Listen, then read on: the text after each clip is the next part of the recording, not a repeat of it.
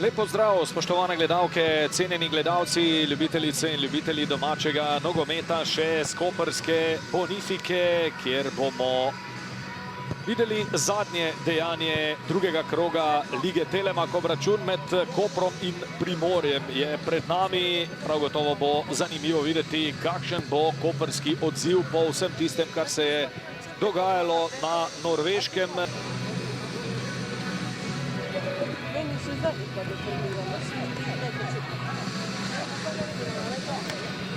Koprčani so odločno krenili v tole srečanje, kar nekako v skladu s pričakovanji. Matondo s predložkom, tole je zdaj priložnost, Bohar strelja prek vrat, je zatela ta žoga, ampak že v zgodnji fazi tekme so si Koprčani priigrali prvo lepo priložnost. Finali gostje priigrave sicer out, Bohar. Napad Kopra, tole je zdaj atraktiven poizkus, ampak težak položaj za strel. Poglejmo pregled morebitnega kazenskega udarca. Tule je žoga zadela enega od Ajdovcev v roko. Absolutno je šlo za namerno igranje z roko.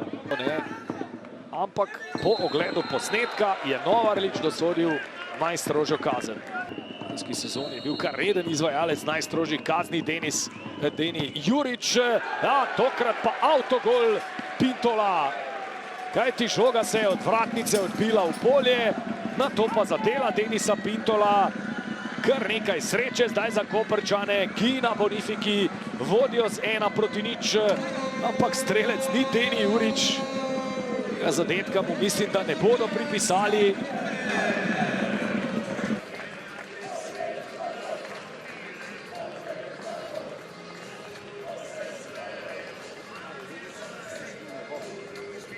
Bešir, priložnost zdaj za Ajdovce, Demirovič pred vrata in brez zadetka. Ostaja 1-0 za Koper. No, tole pa je bila zdaj res sijajna priložnost za Ajdovce, pa še ena po poizkusu Kadriča, samo kot za Primorje. Jurhar je tule obranil, potem pa se je zdelo, da bo nekdo od gostov z bližine žogo potisnil v mrežo. Obračaj stran seveda tudi trener vratarjev pri Kopru, Benjamin Levak. Še ena priložnost za Koprčane, predložek proti Deniju Juriču. Obladič strelja, 2-0 za Koper. Nik Obladič, tretjič v tej sezoni. In zdaj sam na čelu lestvice strelcev. Ne, zadetka ne bo. Offside. Prepovedan položaj. Vendarle tule na začetku koprske akcije. Kako tesno je bilo to. Koprsko vratnico. Pabaj išče prostor za strel ali podajo. Pabaj, krasna žoga. Koper vodi z 2-0. Strelec je Deni Jurič. Če je zapravil 11 metrovko in imel potem srečo, da se je žoga od Pintola odbila v mrežo, pa je tokrat sijajno z glavo izkoristil podajo Marka Pabaja. Koprčani bi potrebovali še en zadetek, da bi dejansko prevzeli prvo mesto na lestvici, oziroma zmago s 3 goli razlike. Tole je priložnost, da bi Pabaj zdaj asistenci dodal še gol. Pa se je ponovno stresel Leo Kvirorad. 8 zmag in 4 remi.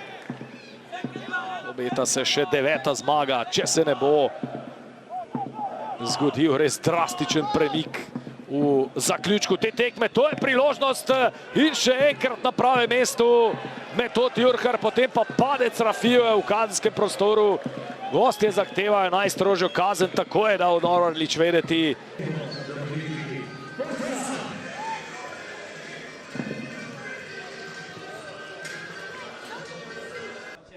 Slaviša Stojanovič, čestitke za zmago. Kako težko je bilo danes po Norveški znova pred domačo publiko, ko ste nekako zagotovo pričakovali nekakšen odziv svojih fantov? Ja, sigurno ni bilo lahko. Veliko smo se pogovarjali v teh dneh. Zavedali smo se, da nismo pustili dobrega vtisa vsaj v drugem polčasu ne. Na Norveškem želeli smo danes popraviti, se vrniti v neke smernice, ki smo jih začrtali, katerim sledimo. Tako da vesel sem zaradi teh 3 točk, vesel sem zaradi odnosa, zaradi taktične discipline, zaradi odgovornosti, tekalnosti, pač zaradi vsega, kar krasi nogomet, in mislim, da smo danes v veliki večini to tudi pokazali na igrišču. Slaviša, imate pravzaprav neverjetno statistiko, odkar ste sedli na klop Kopra v državnem prvenstvu, ste neporaženi, 9 zmag, 4 remi. Ne bom vas pretirano spraševal o četrtkovi tekmi, pač pa bolj o derbiju, ki vas potem čaka v nedeljo z Mariborom. Računate na to serijo neporaženosti še naprej? Dobro, osebno ne razmišljam o tem, res ne. Želimo si biti kar se da blizu vrha, želimo napredovati iz tekme v tekmo, biti zreli, kaj to pomeni iz tekme v tekmo, pa bomo videli. No, tako da enostavno sledimo nekim svojim ciljem, ki pa niso, ne bodo bili ustvarjeni čez noč. Tako da enostavno zato je potreben čas in upam, da nadaljujemo v tem ritmu. Milan Željković, poraz danes z 2-0, nekako niste v prvem polčasu uspeli prihajati do priložnosti, v drugem je bilo to vendarle nekoliko bolje, tudi zapravili ste svojo res veliko priložnost za izenačenje. Kako bi danes ocenili nekako predstavo svojih fantov? Ja, nismo šli dobro v tekmo, prvi polčas je bil z naše strani dokaj slab, med polčasom smo se malo pogovorili, vstopili v drugi polčas, mislim bolje. Imeli svoje šanse, nismo zadeli, Koper je zadel na 2-0 in moram reči zasluženo zmago. 3 točke so vendarle na vašem računu še iz prvega kroga, zdaj pa se Ajdovščina veseli nečesa, kar še ni videla, tekme pod žarometi. Kako boste vi to dočakali? Ja, igramo proti Bravu, prvo domačo pod reflektorji. Upam, da se bo zbralo čim več ljudi, da bodo navijači veseli, kajti to je res, mislim, da za Ajdovščino en velika stvar, velika pridobitev, tako da in nadejam se dobre igre. Deni Jurič, čestitke na pobedi, recite nam najprej, koliko težko je bilo danes odigrati posle svega onog što se dešavalo u Norveškoj. Pa, kao prvo, hvala lijepo na čestitkama. Dosta teško psihički se vratiti i prebaciti se odmah na prvenstvo nakon par dana, nakon onakve loše predstave. Ali rekli smo idemo dalje, fokusirat ćemo se na prvenstvo i hvala Bogu danas smo to odradili jako dobro. Čestitke vama i na ovom pogotku, a recite nam kako ste doživjeli onaj penal, vidjeli smo lopta se od stativa odbila u vratara. Pa dobro, hvala Bogu. Nije bitno kako uđe, bitno da smo mi uzeli 3 boda i to je najbitnije.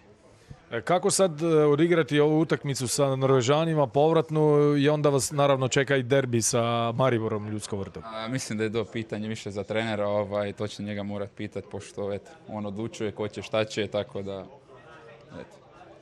Denis Pintol, kar nekaj smole danes za vas, predvsem pri tisti 11 metrovki, kako ste to doživeli in predvsem kako bi ocenili danes predstavo Primorja?